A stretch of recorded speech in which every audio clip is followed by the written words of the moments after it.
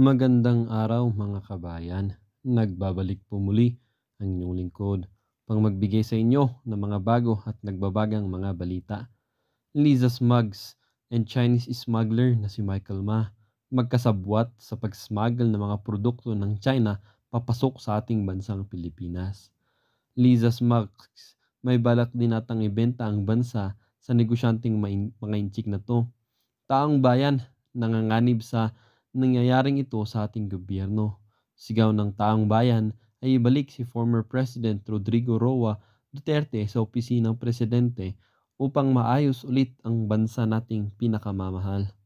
Para sa buong detalye, panoorin ang buong video.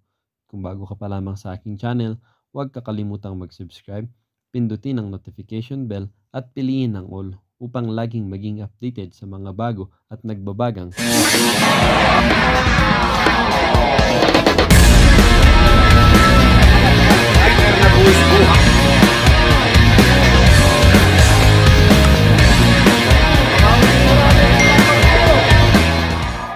Ang isyung ito ay naging usap-usapin din sa social media. Merong isang netizen na nagsabi, mabuti palang may mga makatotohanan na mga vloggers na may malasakit sa ating inang bayang Pilipinas at nagsisiwalat ng mga katarantaduhan ng gobyernong ito.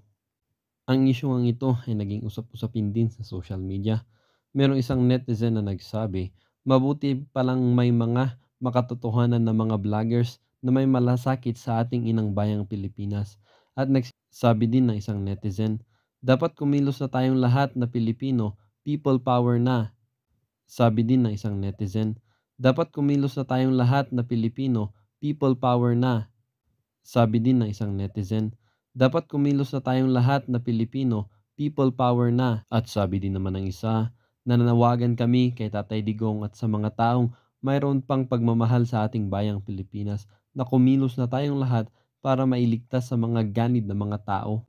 Tingnan nyo sa screen nyo mga kaibigan. Yan ang sinasabi natin guys. Okay, makikita nyo yung mga pangalan, di ba? Mga high profile yan eh. Ayan no, mga high profile yan mga kaibigan. Andito po si Liza Araneta Marcos. Naku, number 1 talaga. Number 1 talaga mga kaibigan, si Liza Araneta Marcos. Ayan no.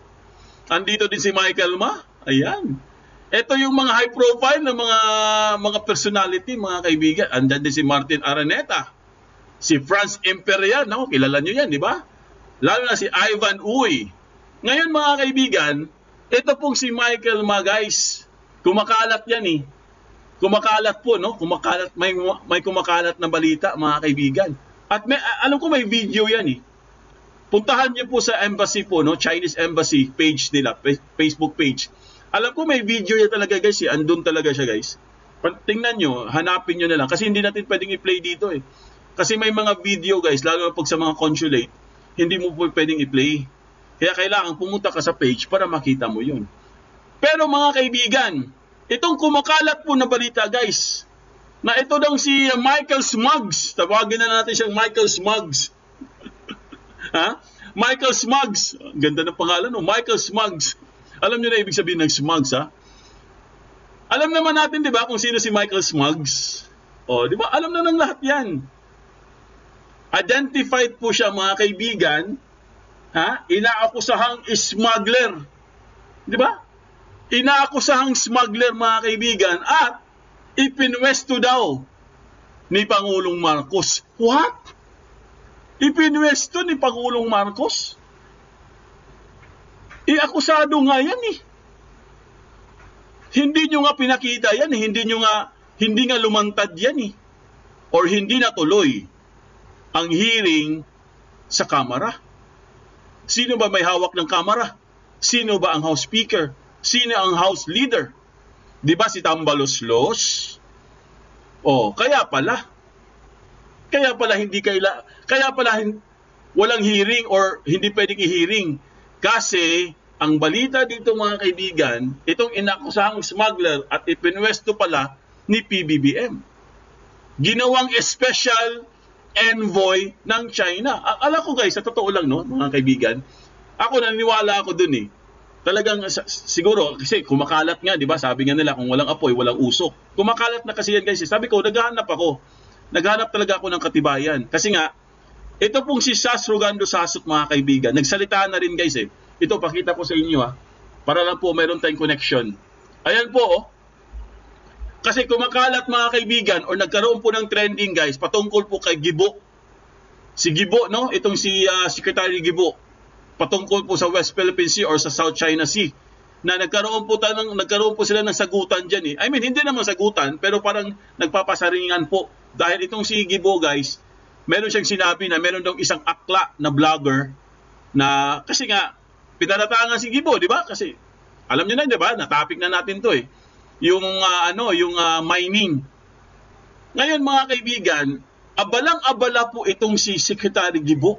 Abalang-abala guys, patungkol po diyan sa China na 'yan.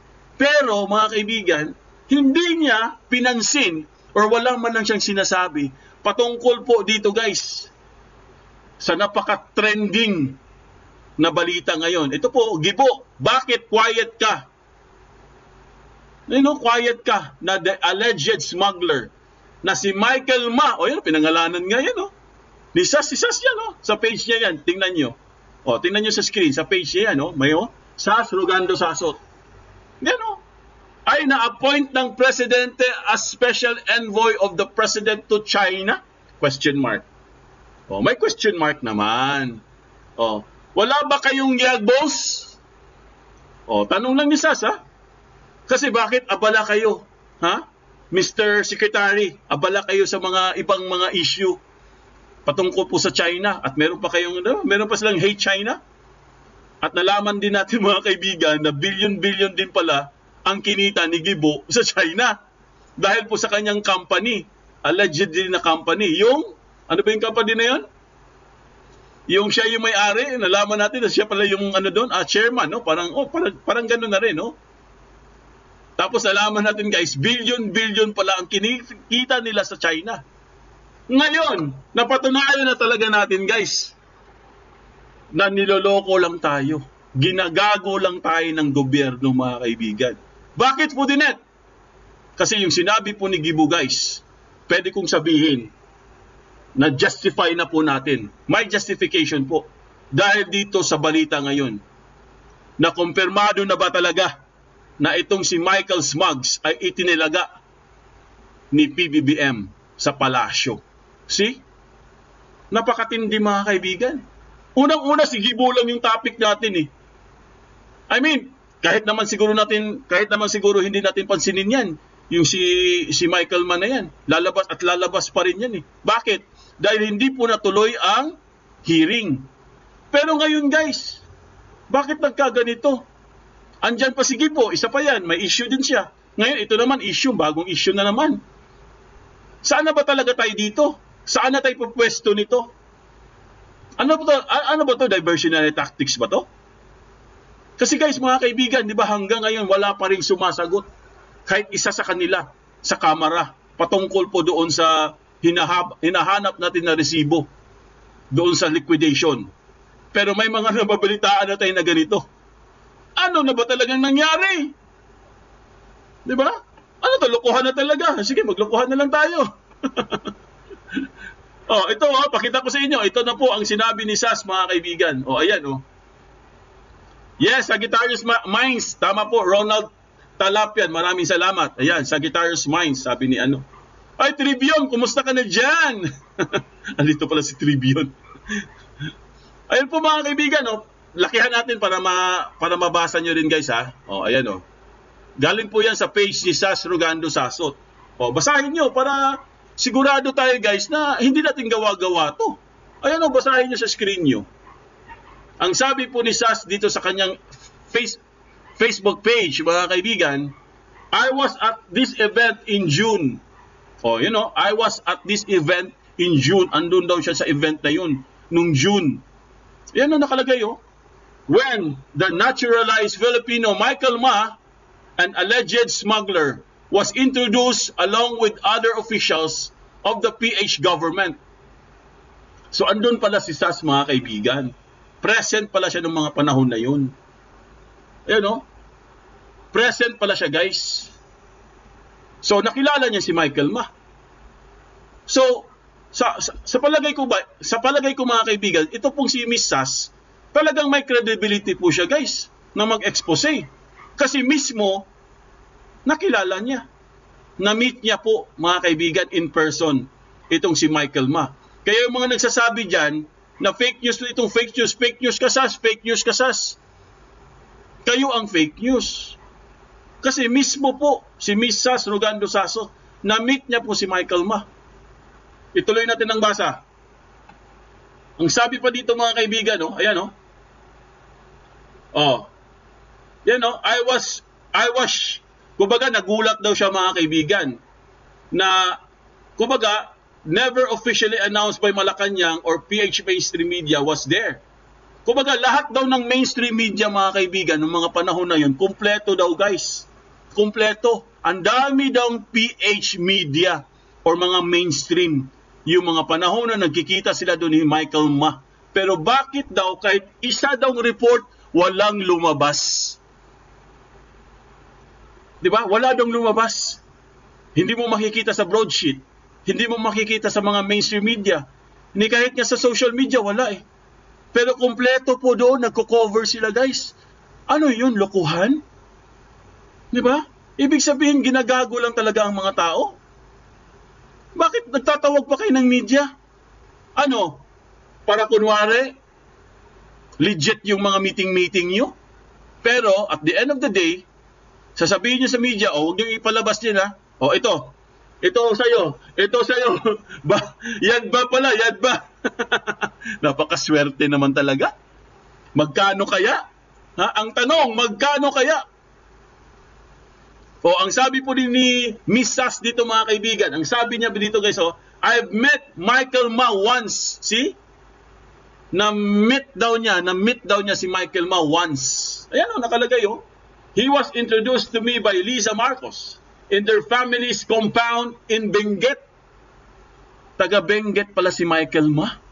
Meron pala siyang bahay dun mga kaibigan. At eto pa, hindi lang yan guys, ito pa ang pasabog mga kaibigan. Sa Holy Week daw yun last year, in that compound. Mel Robles, andun din si Mel Robles, yari. At si RJ Nieto, kilala niyo si RJ Nieto, di ba? Kilala natin lahat, di ba, kung sino si RJ Nieto? Si TP, si Thinking Pinoy. Asan na ba si Thinking Pinoy? Parang wala na akong nabalitaan doon. Buhay pa ba yun? May nabalitaan pa ba kayo kay Thinking Pinoy, mga kaibigan? Parang wala na, no? Kahit sa Facebook, parang wala siyang update. Kahit sa kanyang, alam ko may YouTube siya wala din siyang update. Kasi, palagi nag-update yun sa Facebook no? Palagi siya nagpo-post. Pero ngayon wala, no? Sino bang naka-update ngayon kay TP? Wala ba? Wala bang tipician dito? Ha? Wala bang naka-update? Hello? Andiyan pa ba kayo guys? Sa mga hindi pa po nag-likes, mag-likes po tayo mga kaibigan. Pakituslok po. Maraming salamat. Libre po ang mag-likes. Ayun kasama po si RJ Nieto mga kaibigan. Yan Also have a house. Si TP pala mga kaibigan, may bahay din pala doon sa bagay, alam na natin to, may bahay talaga siya doon. Magkatabi pala sila ni Mel Robles at si Michael Ma. Ayan RJ's house is on the same side of Michael Ma. After a short period of their falling or out in 2021, RJ gave up the house Liza Marcos built for him. Alam na natin 'di ba, pinagawan siya ng bahay ni Liza Marcos, itong si RJ Nieto kasi nakalagay dito He then rented an apartment in an expensive area in Baguio. The house of Mel Robles is almost across Michael Ma. The house of BBM's family is a bit down the hill. So, ibig sabihin mga kaibigan, itong balita ngayon na ipapakita ko sa inyo guys, ay talagang legit po. Legit po talaga mga kaibigan. Dahil sa sinabi dito ni Sas Rogando Sasot mga kaibigan, dito po natin ma-justify guys, na malamang sa malamang mga kaibigan, malamang sa malamang kumpirmado na po guys. Kumpirmado na talaga siguro. Si Spencer Lacalle, ayan, dito din pala si Spencer Lacalle. Kumusta ka na dyan, Ray? Ayos ba tayo dyan? Alam mo, nasa Hong Kong si Spencer, Kumusta ka na dyan, bro? Ayos lang tayo dyan? OFW din yata si Spencer, Ayan, i-subscribe nyo po si Spencer, mga kaibigan. Paki-follow po ang kanyang YouTube channel. Ayan po. So, tuloy po tayo mga kaibigan, no? Ito na nga, no? Ipakita ko sa inyo, guys. Ito na yung sinasabi natin mga kaibigan, no? Sana po, confirm na talaga, no? Sana, no? Sana confirm na talaga. Ito po, ipapakita po natin mga kaibigan, no? Kasi hindi na po talaga maganda itong ginagawa nila, guys, no? Talagang ginagago na po talaga ang mga tao. Mariosep, di ba? Ibang klase po, guys. Hindi po natin matanggap to mga kaibigan, no? Unang-una, wala pang resibo hanggang ngayon. Di ba? Wala pa rin resibo hanggang ngayon. Ha? Sa bagay, holiday naman ngayon. O sige, pagbigyan natin. Holiday eh. Wala tayong magawa, holiday eh. Pero after ng holiday pag hindi pa rin kayo nagpakita, naku, yari kayong lahat. Di ba? Sinabi po yan ni Ka Eric mga kaibigan. Sinabi po ni Ka Eric, pag hindi pa rin kayo, hindi pa rin kayo kumasa dyan sa kamera, ay talagang, naku, sigurado po yan mga kaibigan. Pipilitin at ipupush yan para maglabasan po kayo ng mga liquidation or mga audit. Di ba? Parang gano'n. Andito sa London si TP. Ay, nasa London ka ba, Trivium? Nasa London pala si Trivium, oh. Lumipat ka na pala, Trivium? Nasa London daw si TP, guys. Akala ko nasa Pilipinas na yun. Wala tayong paki doon. Eto na po mga kaibigan ang updates natin ngayon. Ayan po, ipakita po natin guys para sigurado tayo Sabihin naman nila, fake news tayo. No? Ayan po ang sinasabi ko sa inyo mga kaibigan. Ito po yung balita. Okay, para sigurado tayo Ito po galing sa saksi. Balitang totoo ngayon. O yan saksi nakalagay Hindi po namin invento to Galing po ito sa saksi mga kaibigan. Ayan Inakusahang smuggler ipinwesto ni BBM? Question mark na naman. Michael Ma, special envoy to China. Ayan ang itsura niya Parang anak ni Parang anak to ni yung sa Korea. Okay, basahin po natin para sigurado tayo. Ayun, i-highlights po natin guys para mabasa nyo rin. Okay, sabi po dito, usap-usapan sa social media ang sikretong pagtatalaga umano sa controversial na si Michael Ma bilang a special envoy of the president to China. Ayan. Naku, kumpirmado yata mga kaibigan. Mukhang bullseye po tayo guys.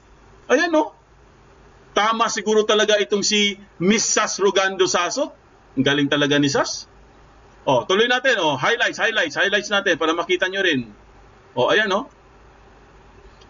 kinwestiyon ng mga netizen kung bakit hindi inanunsyo ng palasyo ang pagtatalaga ni Pangulong Ferdinand Marcos Jr. kay Ma o kung totoo bang itinalaga ito sa kabila ng pag-uugnay dito sa smuggling.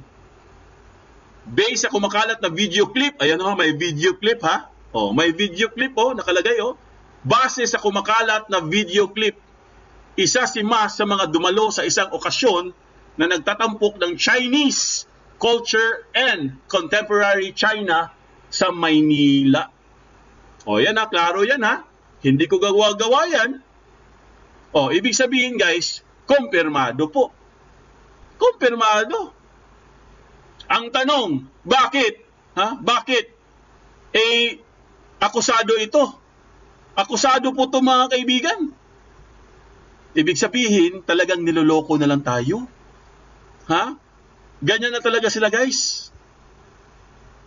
Malamang sa malamang, gumagawa na naman sila ng another issue. Diversionary tactics. Para malihis po tayong lahat. Dahil ang nangyayari ngayon sa kamera mga kaibigan, pasabog. Sobrang pasabog po. Hindi na po nila makokontrol yan. Pag yan, nakawala po yan guys. Tuluyan pong nakawala yan, yung pasabog na yun sa kamera. Hindi na po nila makokontrol yan. Kaya advice natin dyan sa kamera, hanggat maaga pa, gawin nyo na. Magpakita na kayong resibo, liquidation, bago pa mahuli ang lahat. Baka pati yung mga idol natin dyan, baka madamay din sila. Di ba? Kasi katulad dito, Itong balita na to guys, kahit sabihin nyo na ay fake news naman yan, Pudinet. Oh, paano nyo mapapatunayan ng fake news? Paano nyo mapapatunayan na hindi ito totoo? Di ba? Sabi ko nga sa inyo guys kung walang usok, ibig sabihin wala ding apoy. Ibig sabihin, may nagpakalat. Imposibleng wala itong katotohanan Kasi po, mga kaibigan, tingnan nyo sa page po ni Miss Sas Rogando Sasot. Doon pa lang guys, may link na doon na may video. Pindutin nyo yung link, mapupunta kayo doon sa page ng Chinese Embassy. Ang sa akin lang mga kaibigan, syempre vlogger, di ba? Nagpa-vlog tayo araw-araw, nagbibigay tayo ng updates. Ang sa akin lang guys, sana man lang magsalita po si President Marcos. Dahil sa mga paratang na to guys, lalo pong naguguluhan ang mga tao. Unang-una, hindi siya sumasagot. Pagdating dun pagdating sa kamera, hindi rin siya sumasagot. Yung 3 itlog, pinagtulungan si VP Sara, hindi rin siya sumagot. Yung pinsan niyang si Tabaloslos, kung ano na lang pinagsasabi, hindi rin siya sumagot. Ngayon, kumpirmado na, paano yan? Ha? Mr. President, paano yan? Oo, tahimik silang lahat, Kakos Napol. Tahimik silang lahat. Oo, si Marojas na sunod niyan. Boy Kigol, no? Marojas na. Oh, di ba? Yan ang sinasabi natin, guys. Ito, tuloy lang natin pagbabasa. Ayan, Michael Ma, partner of Lisa Marcos. Ayan, nakalagay, Oh, basahin nyo. Kahit kayo magbasa, Kitang-kita nyo naman, naka-highlights yan. Di ba? Sa mga bashers, kitang-kita nyo. Hindi po namin gawa-gawa yan. Ayan Michael Ma, partner of Lisa Marcos in China Philippines United Incorporated, a consultancy firm that provides business solution to Chinese nationals doing business in a special envoy of the president to China. Question mark ulit. Since when? Since when? Ibig sabihin, kailan daw nag-umpisa? Why everybody is silent about his appointment? Ang tanong guys, nagtanong po, bakit daw tahimik lahat sa kanyang pag-a-appoint as a special envoy to China? Bakit daw tahimik? Yun ang tanong. Marami pong nagtanong niyan. Ito naman sa Facebook po mga kaibigan, makikita rin ang post ni Sas Rogando Sasot ng video clip na kuha sa isang okasyon kung saan ipinakilala si Michael Ma bilang a special envoy to China. Pinakilala daw. Ayan nakalagay Video clip, pinakilala po si Michael Ma mga kaibigan bilang special envoy to China. Ibig sabihin, kumpirmado. Ayan na. So ano pang gusto nyo? Ha? Ano pang gusto nyo para sumagot kayo? Magkagulo ng mga tao, yun. Pag nagkagulo ng mga tao, sasagot kayo. Di ba? Tama ba mga kaibigan? Sasagot sila pag nagkagulo ng mga tao. Ganun ba? Di ba? Ang sa akin lang, once again, disclaimer tayo. Kami po yung nagre-reaction lang, Nagbibigay lang po tayo ng opinion. Based po sa ating mga nababasa. Siyempre, special special envoy yan, mga kaibigan. Hindi yan yung parang ordinary lang na na pagtalaga sa'yo. Ang special envoy po mga kaibigan, kung hindi ako nagkakamali, gumagamit yan ng mga passport, diplomatic passport po mga kaibigan, kung hindi ako nagkakamali. Ibig sabihin, meron po siyang, meron siyang tawag dito, pag hawak mo diplomatic passport po mga kaibigan, parang meron kang entrance, kumbaga free entrance kung saan-saan ka magpupunta. Kasi nga, diplomatic passport po. Pakner, gising ka ba? Sana all. Sana all!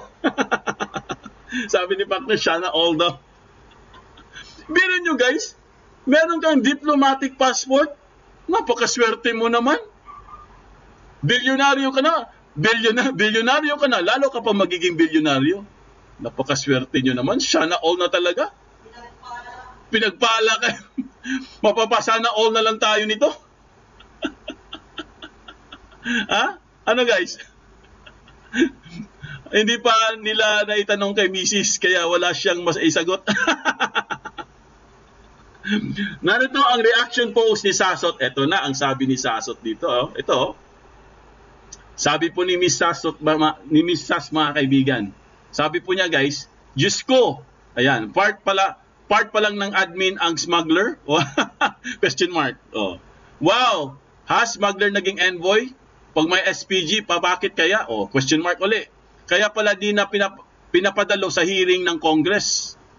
Nakakatakot na at ang administrasyon ni Marcos, Araneta at Romualdez ay administrasyon of lawlessness and illegal activities are a rampant step down BBM and abolish this two house of shame. Sabi po ni Miss Sas Rogando Sasot, mga kaibigan. Ayan o. Ito po yung mga ano niya, guys. Ito po yung mga reaction po ni Sas. Kaya pala wala pang nahuhuling big time smugglers, barkada pala niya. Smuggler to, 'di ba? Sabi nung Congress, tapos biglang nawala yung investigasyon na yun sa ilang upuan lang. Oh, ha ha ha, Michael Ma, jung. So ito po yung mga ano niya, guys, ni Sas. Basahin niyo na lang, mga kaibigan. Ito po yung mga reaction niya, guys. Ayan oh. Mahaba yan eh. Ayan o. Saan ba yun? Punta tayo dito sa ano. Ayan. Ito po. Basahin po natin to, guys, kasi maganda to, mga kaibigan eh. Naalaala niyo si Swansing, di ba? Si Representative Swansing. Di ba? Siya yung nag-open ng ano eh. Di ba naalala niyo si Swansing? Siya yung nag-open ng smuggling, di ba? Kay Michael Ma. Tapos dapat magkaroon ng Congress hearing. Ba tama? 'Di ba? Congress hearing, pero hindi po natuloy. 'Di ba? Tama? Ngayon, ito po yung sinabi dito ni Swansing, mga kaibigan.